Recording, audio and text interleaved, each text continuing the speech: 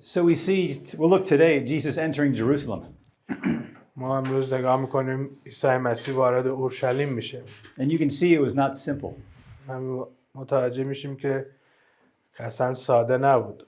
On the one hand, he entered with great celebration, right? People gathered, they threw their cloaks on the ground. It was a triumph. It was a victory parade.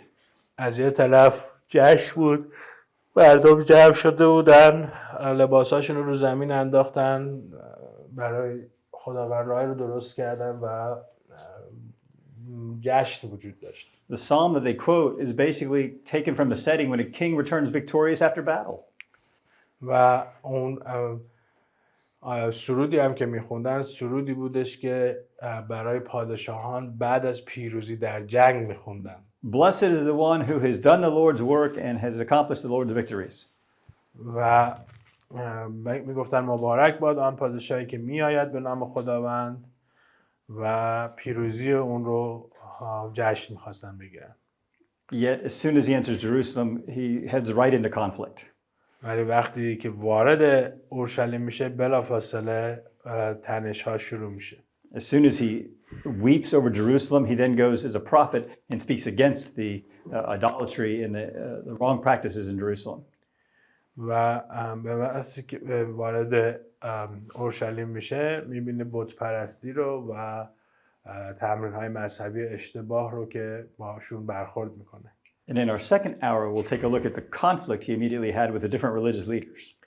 و توی قسمت دوم درسمون نگاه خواهیم کرد به تنشی که عیسی مسیح با رهبران مذهبی داشت. But in our first session, I want to look a little bit at the eschatology that we see Jesus teaching and demonstrating. ولی قسمت اول میخوام صحبت بکنم در مورد اون موضوعی که ارتباط داره به روزهای آخر که عیسی مسیح درس میده و توضیح میده. Because there's some very specific things he's talking about. به خاطر اینکه به یه سری چیزهای کاملا مشخص اشاره میکنه. And we see them hinted at. They're building, and they build to a climax in this final week of Jesus' life. و این چیزایی هستش که مثلا نهاده شده توی زندگی عیسی مسیح و یک جایی به اوج خودش میرسه تو زندگیش. Let's look at the parable earlier in Luke 19. نگاه کنیم به حکایتی که قبل در لوقا 19 با هم خونده بودیم. Now the main parable is about the talents with the 10, the 5, and the 1. و اصلی Excuse me, about the people entrusted with talents who earn the 10, the 5, and 1. اون قنطارها میشه دیگه که یکیش 10 میده، یکیش 5، یکیش 1. So the idea of the parable is that God has entrusted us with knowledge of the kingdom that he expects us to invest in, to participate in with great fervor. و ایده اونجا این است که خداوند به ما قنطارهای مختلفی داده، یعنی دانش مختلفی داده که میخواد از اون چیزی که داریم برای ملکوت خداوند استفاده بکنیم. But at the beginning and the end we see an additional theme. ولی در تقریبا آخرش یه موضوعی اضافه میشه بهش. Let's read verses 12 to 14 and verse 27. از 12 تا 14 رو بخونیم و 27 رو. پس گفت شخصی شریف به دیار بعید سفر کرد تا ملکی برای خود گرفته مراجعت کند. پس 10 نفر از غلامان خود را طلبیده 10 قنطار به ایشان سپرده فرمود تجارت کنید تا بیایم. اما اهل ولایت او چون که او را دشمن می داشتند ایلچیان در عقب او فرستاده گفتند نمی‌خواهیم این شخص بر ما سلطنت کند.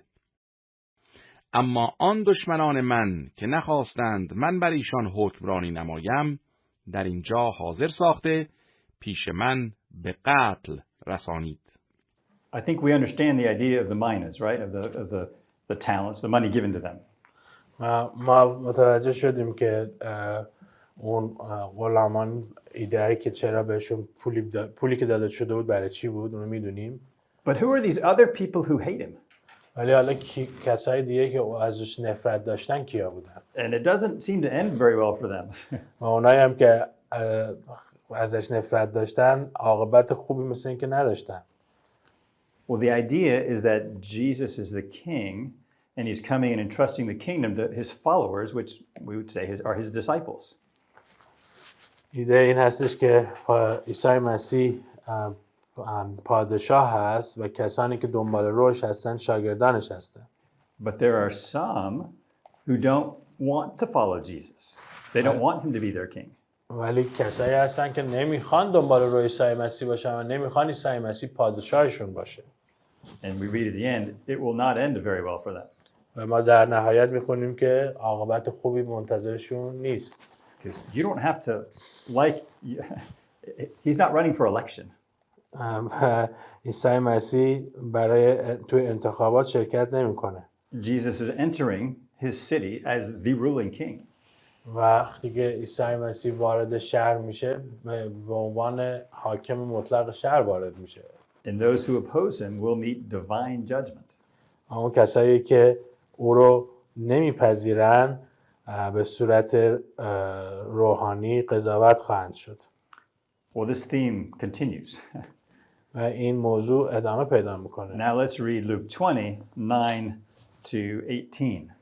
حالا 29 تا 18 رو یکی بخونه. و این مثل را به مردم گفتن گرفت که شخصی تاکستانی قرض کرد و به باغبانانش سپرده مدت مدیدی سفر کرد و در موسم غلامی نزد باغبانان فرستاد تا از میوه باغ بدو سپارند. اما باغبانان او را زده تهیدست بازگردانیدند. پس غلامی دیگر روانه نمود، او را نیز تازیانه زده و بی حرمت کرده تهیدست بازگردانیدند. و باز سومی فرستاد، او را نیز مجروح ساخته بیرون افکندند. آنگاه صاحب باغ گفت چه کنم؟ پسر حبیب خود را می فرستم، شاید چون او را بینند احترام خواهند نمود. اما چون باغبانان او را دیدند با خود تفکر کنان گفتند این وارث می باشد، بیایید او را بکشیم تا میراث از آن ما گردد. در حال او را از باغ بیرون افکنده کشتند. پس صاحب باغ به دیشان چه خواهد کرد؟ او خواهد آمد و باغبانان را هلاک کرده باغ را به دیگران خواهد سپرد. پس چون شنیدند گفتند هاشا. به ایشان نظر افکنده گفت پس معنی این نوشته چیست؟ سنگی را که معماران رد کردند همان سر زاویه شده است و هر که بر آن سنگ افتد خرد شود، اما اگر آن بر کسی بیفتد او را نرم خواهد ساخت. Have you heard this parable before? اینو نشدید این حکایت قبلا؟ Like last March? Yes. مارچ قبلی. Yeah. Jesus is taking Isaiah's parable from Isaiah chapter 5. عیسی مسیح حکایت اشعیا تو فصل 5 رو برمی‌داره. So he's not telling a new story, he's using an old story and adding a few more details to it. پس نمیاد یک داستان جدیدی بگیره بلکه داستان قدیمی رو میاد بهش یه چیزایی فقط اضافه میکنه. So we're about to talk about the rejection of Israel. و میخواد صحبت بکنه در مورد پس زدن و رد کردن اسرائیل، یعنی اسرائیل رد کردن مسیح رو. But let's recognize that wasn't new with Jesus. و اینو بخوایم قبول بکنیم که برای عیسی مسیح چیز جدیدی که نبود. Jesus is taking the exact same interpretation of Isaiah 5 and expanding it in Luke 20. عیسی مسیح همون تفسیر دقیق اشعیا 5 رو برمی‌داره و حالا توی لوقا 20 هم از همون پرنسیپ استفاده میکنه. So God is the owner of the vineyard who plants the vineyard and does everything possible for the vineyard to make it grow. خداوند صاحب تاکستان هست و هر کاری میکنه که تاکستان رشد بکنه. but it does not produce fruit, which is faith and trust in Yahweh. ولی این تاکستان میوه نمیده که میوه همون ایمان و اطمینان به یهوه هست. And so in Isaiah's parable, God is going to judge the vineyard. He's going to break down the walls and destroy it. و در به اصطلاح اون حکایتی که در اشعیا هست، خداوند میخواد دیواراشو بکنه و تاکستان رو از بین ببره. And in Isaiah, it's explicitly defined that the vineyard is Israel. و در اشعیا به صورت محسوس مستقیما نوشته شده که تاکستان اسرائیل هست. So Jesus here simply expands it by giving more details. عیسی مسیح به صورت خیلی ساده داره این رو یه مقدار فقط بهش پروبال میده و اضافهش میکنه. So this parable is fundamentally a history of Israel. پس این حکایت به صورت کلی در ارتباط با تاریخ اسرائیل هست. And when he says the first servant, the second servant, the third servant, that's an allusion to my servants, the prophets. وقتی میگه خادم اول فرستاد، خادم دوم فرستاد، سوم فرستاد، اشارش به انبیایی است که خداوند برای قوم فرستاد. I sent messengers to them to call them to faith, to call them to repent, and they rejected them. من براشون پیامبرایی رو فرستادم که توبه بکنن و ایمان بیارن، ولی اونها رد کردن اینها رو. Then God the Father logically thinks, oh, they'll listen to the Son. و بعد خدای پدر میگه اوکی، اگر به پیامبرام گوش نکردن، به پسرم که دیگه گوش میکنن. But they are wicked in their hearts and they decide, let's kill the son and seize it for ourselves, seize the vineyard for ourselves. و اونها متوجه شدن و که این پسر هست، میگن خب این که حالا وارثه، بگیریم اینم بکشیم که دیگه همه چیز برای خودمون بمونه. This should sound familiar to Luke 16. این باید براتون شبیه باشه به لوقا 16. In the parable about the rich man and Lazarus, the rich man in hell says, they'll listen if someone comes back from the dead. توی اون حکایت مرد ثروتمند و الیازر، اون مرد ثروتمند میاد میگه که اگه بفرستی این رو به برادران بگه، اونا گوش میکنن به حرفش. And Abraham says, if they won't listen to Moses and the prophets, they won't even listen if someone was raised from the dead.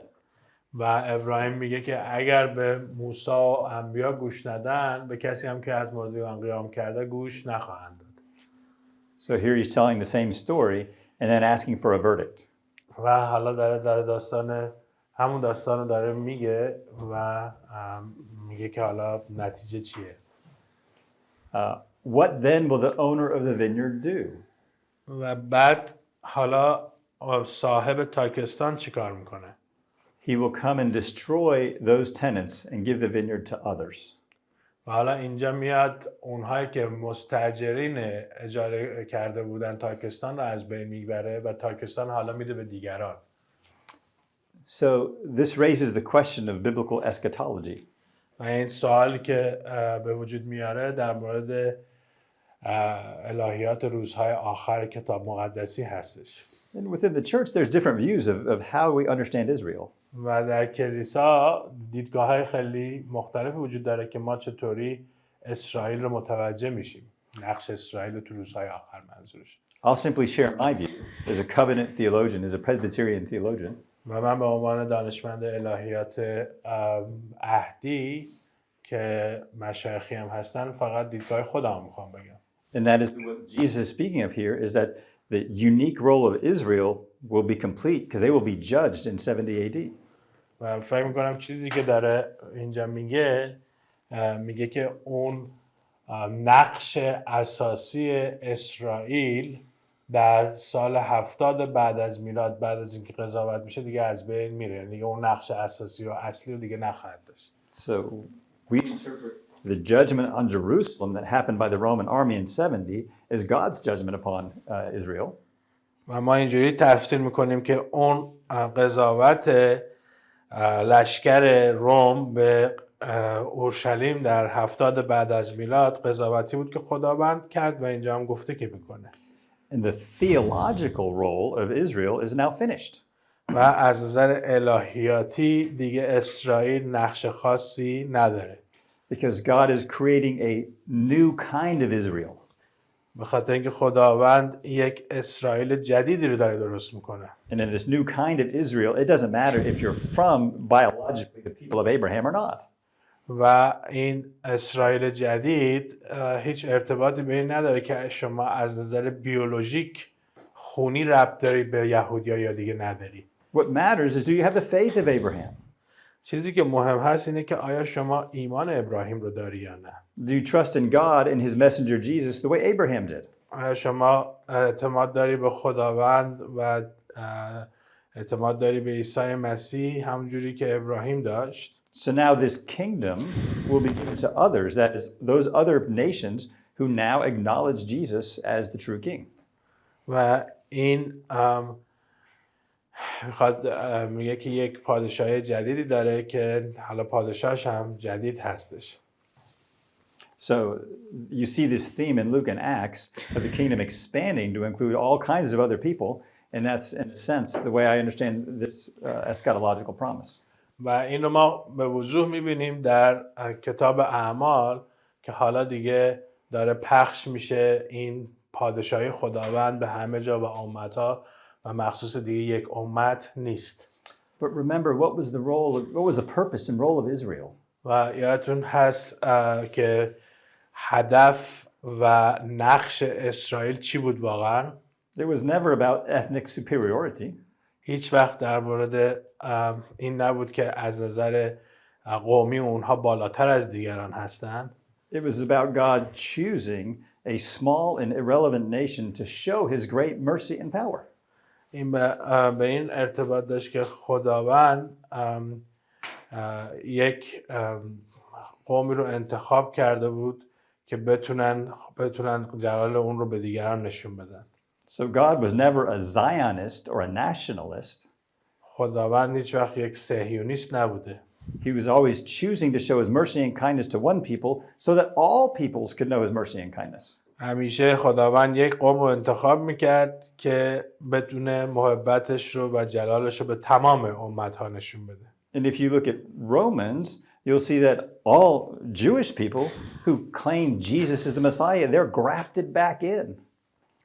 و اگر رومیان رو بخونید تمام یهودیایی که عیسی مسیح رو پذیرا میشن کسایی هستن که دوباره میان و برمیگردن و پیوندش میزنن به دوباره درخت اصلی، یعنی برش میگردونه دوباره خداوند، حتی یهودی هم باشه ایمان بیاره فقط. So if you think of the history of the people of God as a tree, according to Romans 11, the trunk is Israel. و بر اساس رومیان 11 اون بدنه اسرائیل، بدنه اون درخت اسرائیل هستش. Because historically, God worked in and through that one nation to bring about salvation. به خاطر اینکه از نظر تاریخی خداوند از این قوم استفاده کرد تا بتونه نجات رو بیاره به دنیا. But because of their unbelief, that their role historically is now finished as of 70 AD. و از به عنوان یک قوم نقششون از این نظر در 70 بعد از میلاد تمام میشه. But what does the top of a tree look like? ولی سر اون درخت چجوری دیده میشه؟ بالای درخت چجوریه؟ Now, I know there's different kind of trees, but basically at the top of the tree, there's a lot of branches. میدونم درختای مختلف وجود داره ولی معمولا بعد از تنه ما خیلی شاخه داریم. And what began small is now actually very big. اون چیزی که کوچیک شروع شده بود الان خیلی بزرگ هستش. And so there's all kinds of branches now into that trunk. ولی حالا خیلی شاخه‌های مختلفی هستش که به این تنه وصل شده. Including the Israel branch. و حالا شاخه اسرائیل هم به این تنه وصله. But it also includes the Iranian branch. ولی شاخه ایرانی هم وجود داره It also includes the Russian and the Ukrainian branches. و شاخه اوکراینی و روسی هم وجود داره It also includes the Japanese branch. و شاخه ژاپنی هم وجود داره And I like to think they all have slightly different tastes to their fruit. و من دوست دارم که اینجوری احساس کنم که میوه هر کدومشون هم طعمش متفاوته. So it's not that Jesus is against Israel, he's Jewish. این عیسی مسیح ضد اسرائیل نیست، خودش یهودیه. But he's saying the purpose of Israel is now complete and it will be judged as God promised in Deuteronomy. و میگه که اون هدف اسرائیل دیگه الان به اتمام رسیده، همونجوری که من در تثنیه این رو پیشگویی کردم.